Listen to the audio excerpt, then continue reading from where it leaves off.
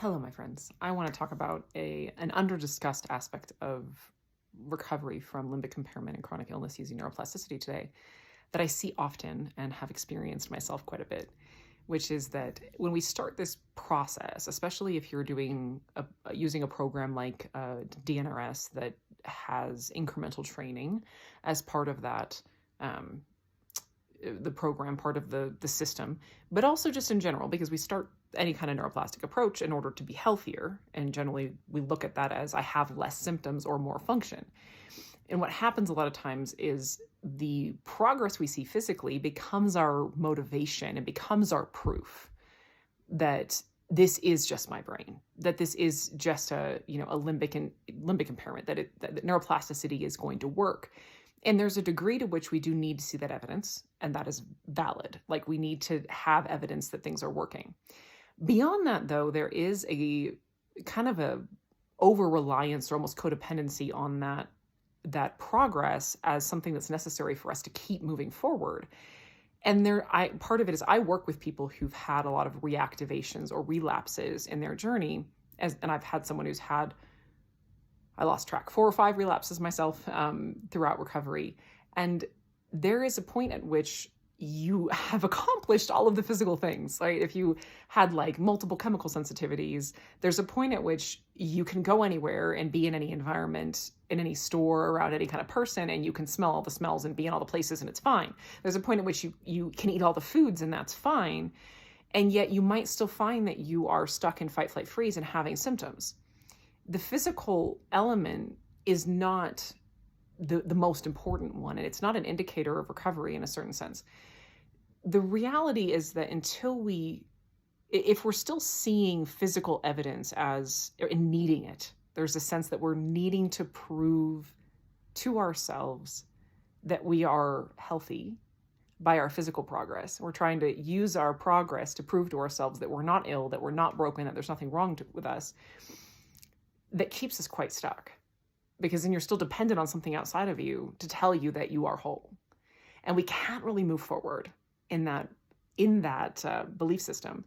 I have been someone, I've worked with a lot of people who have accomplished all the physical goals, gone from, crazy things like the wheelchair or eating 5 foods to like having all the physical function and then relapse because they still have this deeply held identity of being innately broken and ill or inadequate in some way. Just not enough, just not good enough. And even the recovery bit, you can use neuroplasticity with a level of effectiveness for a year and a half, 2 years, and be the whole time just trying to prove to yourself that you are healthy. And it works for a little while until it doesn't anymore.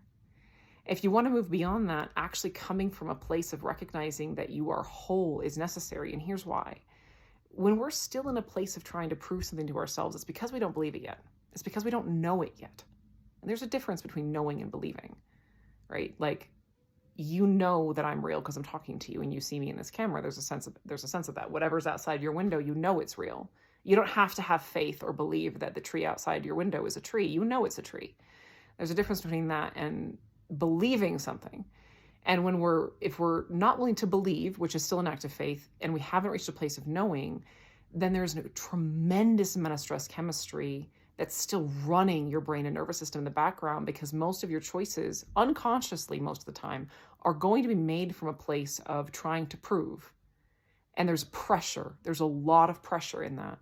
And the amount of pressure that is on your brain and nervous system is going to put you into fight, flight, freeze and keep you in a place of lack of function, essentially in some form or whatever. You're going to be in that place of lack of function, whether that function is being able to eat or sleep or move or have energy or tolerate, your environment or foods or whatever.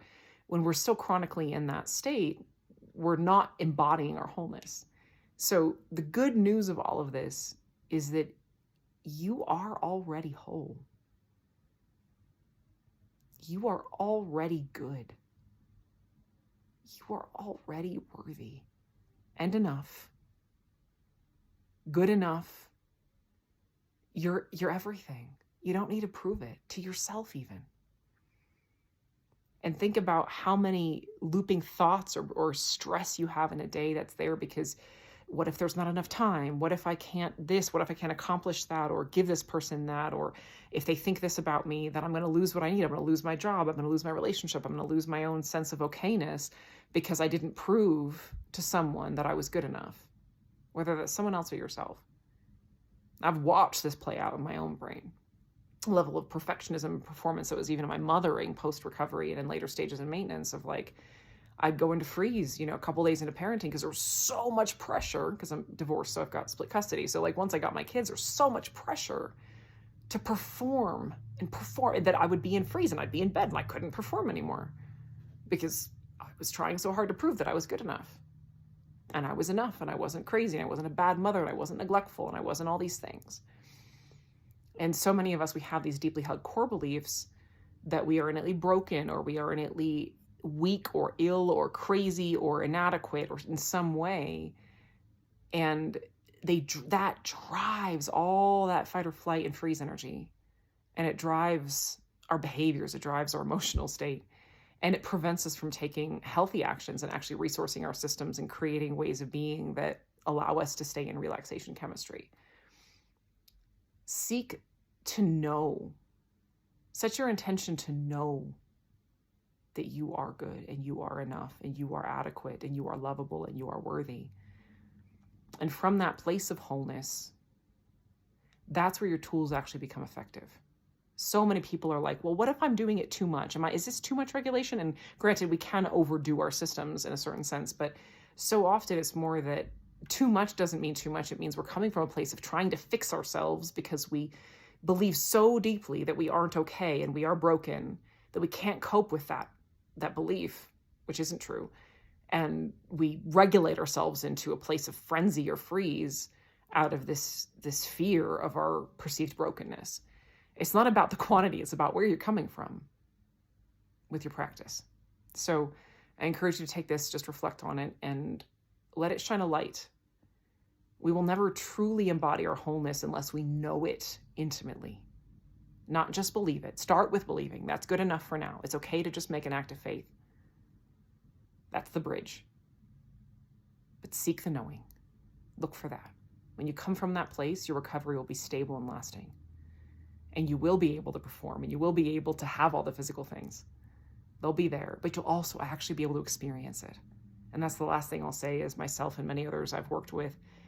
Sometimes you get that physical thing, whatever it is, whatever the function is you're seeking, but your mind is still so caught in these loops that you can't enjoy it. You can't really receive it. It doesn't feel like you're having that experience because you're so in fight, flight, freeze, or dissociation that you're still in a torture chamber somewhere in your own brain, and you might be doing a thing, but there's no connection to the doing whatsoever. That's not recovery. Don't let that be you. And if that is you, know that you can change that. The key is that deeper inner work. This is a journey of the inside. I know that can be hard to grasp, but that's what it is. So focus on knowing that and asking yourself, how would I feel? What would I do? What would I think? How would I behave? How would I speak if I knew I was whole?